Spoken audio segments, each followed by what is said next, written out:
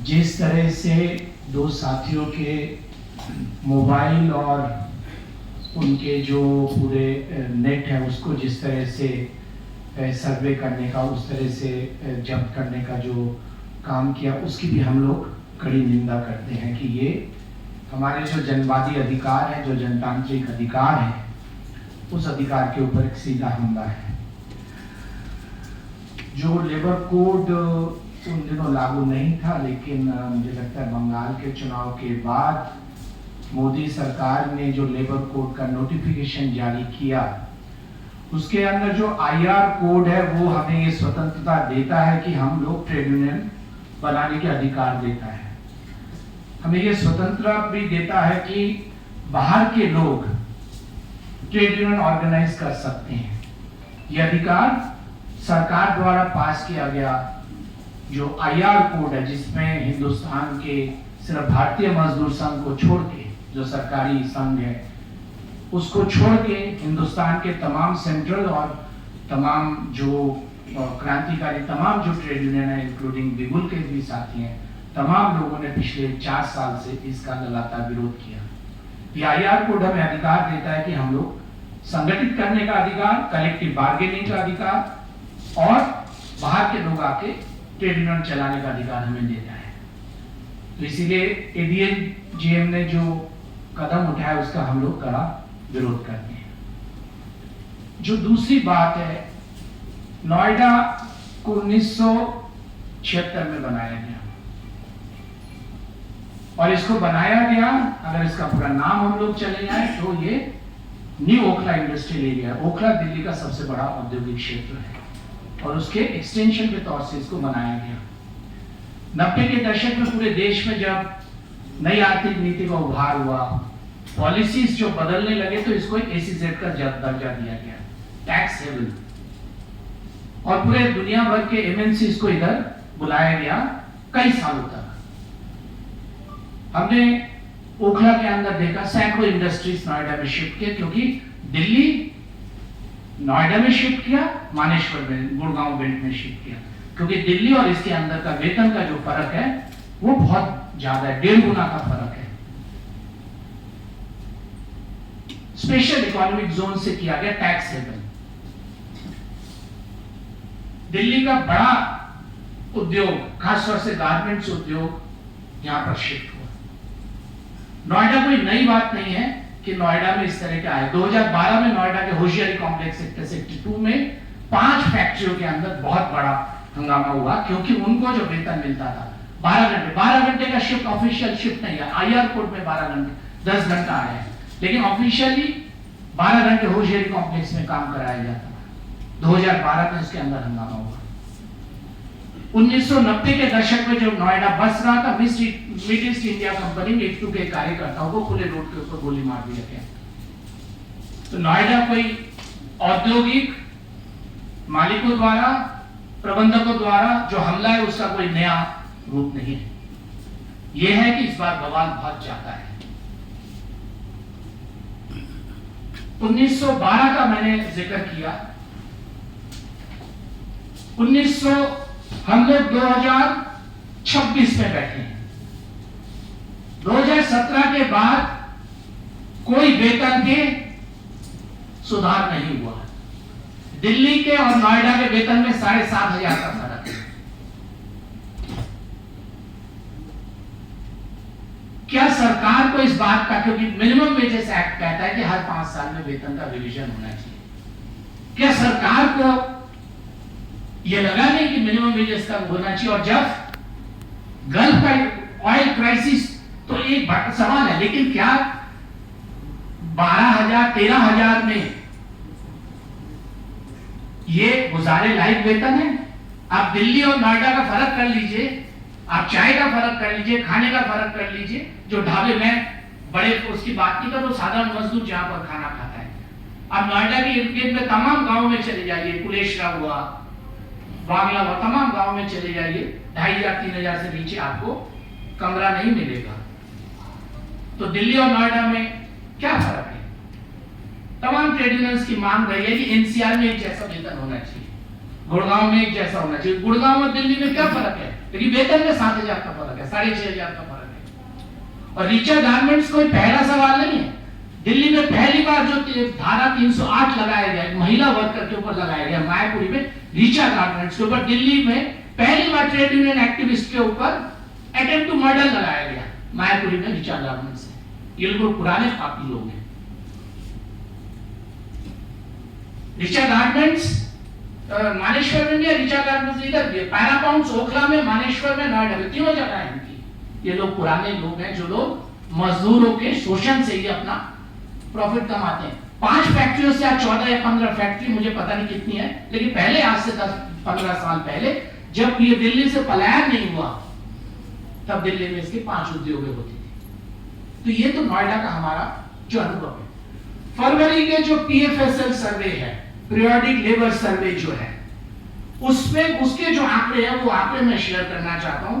वो आंकड़े हैं कि 67% have no records। ये नोएडा के आंकड़े हैं।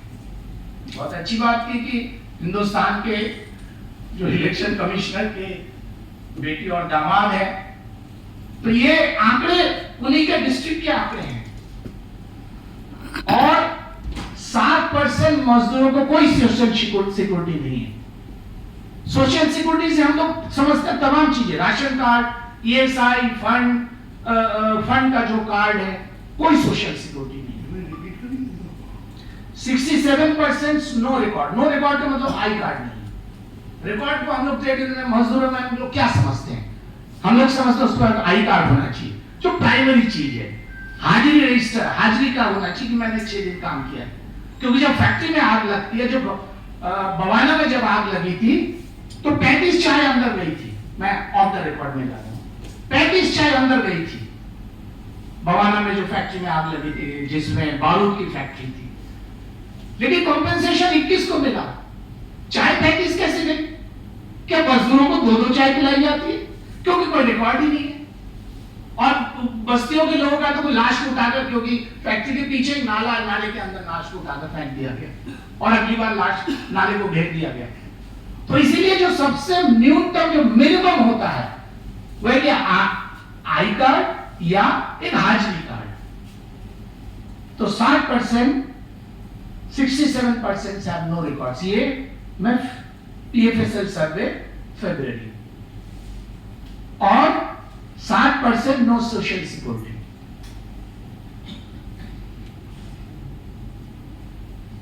ये तो जो सवाल है।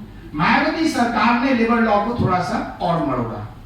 2013 में नोएडा में ये बात है जो शायद अब हम लोग 4 लेबर कोड में देखते हैं। छोटे लेबर मायावती सरकार, मैं क्या 2013 में ये लोग लाए कि अगर आपने किसी फैक्ट्री के अंदर चेकिंग करानी है तो आपको डीएम के पास जाना पड़ेगा, डिप्टी लेबर कमिश्नर के पास नहीं, डीएम के पास।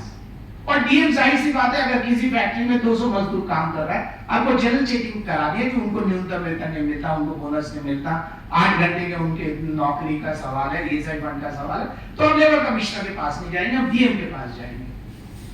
और इस लड़ाई के बाद ये सारा उठाकर जो पुलिस को दे दिया कि हिंदुस्तान में कानून, श्रम कानून लागू करेगी पुलिस। आप जानते होंगे कई साथियों को, अगर कि मई दिवस के एक दिन पहले जो नोटिफिकेशन, तो 29 या 30 अप्रैल को नोटिफिकेशन जो जारी किया, नोएडा को 9 जोन्स में बांट दिए, police zones, not labour zones, police zones, और जिसका इंचार्ज डीसीपी। और कल की शायद एक, कल या परसों शायद एक जो रिपोर्ट निकली है, लंबी रिपोर्ट आई है, 1 लाख केस लंबित है नोएडा कोर्ट में। 1 लाख वर्किंग क्लास के केस, नोएडा लेबर कोर्ट, कल या परसों की जो रिपोर्ट आई है। तो ये तो परिस्थिति है, जिस परिस्थिति में सरकार चाहती है कि किसी भी तरह का डिसेंट आपने लागू किया, आपने 2000 रुपया किया और कहा कि अंतरिम है। हम तो कहते हैं ये मजदूर आंदोलन के लिए एक तरह से सेटबैक भी और एक तरह से चैलेंज भी है। सरकार को उस तरह दिखाया जो काम आपने 6 साल में नहीं कर पाए, वो सब मजदूरों ने 3 दिन में करके दिखाया। सरकार को 21 तारीख को घोषणा करनी पड़ी कि हम 2000 रुपया अंतरिम देंगे। 3 दिन के अंदर योगी सरकार को मजबूर किया, चाहे वो आंदोलन स्पॉन्टेनियस हो, उस आंदोलन के अंदर बहुत सारे लोग रहे, उसके आंदोलन के अंदर वायलेंस भी हुआ, नहीं भी हुआ। ये मजदूर आंदोलन सरकार ने उसको प्रोवोक किया, पुलिस ने प्रोवोक किया, फैक्ट्री के अंदर सुबह सुबह बुलाया गया कि आप काम पर आइए। अरे इधर कोई हंगामा नहीं हो रहा। जो एक्टिव लोग है किसी भी फैक्ट्री के अंदर, जो लोग बोलते हैं, उनको काम पर बुलाया गया और सुबह सुबह पुलिस के हवाले कर दिया। लेकिन मैं कह रहा हूं मजदूर आंदोलन की ताकत को समझे कि 3 दिन के अंदर सरकार को मजबूर किया कि 6 साल में जो न्यूनतम वेतन घोषणा नहीं हुई, 7 साल में जो घोषणा हुई, सरकार ने 3000 रुपए का, 2000 रुपए का अंतरिम राहत की घोषणा की। कम है, लेकिन ताकत का तो एहसास सरकार को भी होता है। उस ताकत को दबाने के लिए बहुत सारे कानून है, एनएसए है, पीएसए भी यूज किया, एनएसए भी यूज किया, तरह तरह के कानून। साथी ने कहा, हम उसकी चर्चा नहीं होती, क्योंकि साथी ने बड़े विस्तार से उसकी चर्चा की। और इस परिस्थिति में हम लोग इफ्टू क्या मांग करते हैं? हम लोग मांग करते हैं कि जितने एक्टिविस्ट हैं दोनों सेक्टर, खासतौर से नोएडा में 100 से ज्यादा जेल में है, 7 लोगों के खिलाफ केस है, नेशनल सिक्योरिटी एक्ट भी है, मानेश्वर में भी 7 लोग हैं, इन सभी को रिहा किया जाए और ये झूठे केस वापस लिए जाए। दूसरी मांग है कि पूरे देश भर के अंदर एक मांग उठी है, तमाम ट्रेड यूनियंस की मांग है कि 26,000 न्यूनतम वेतन होना चाहिए। एक 26,000 की वेतन की मांग, वो लागू होनी चाहिए। नोएडा में जो रिपोर्टें हैं कि आज भी कुछ फैक्ट्रियों में लागू हुआ है, लेकिन नोएडा में आज भी ज्यादातर फैक्ट्रियों में न्यूनतम वेतन लागू नहीं हुआ है।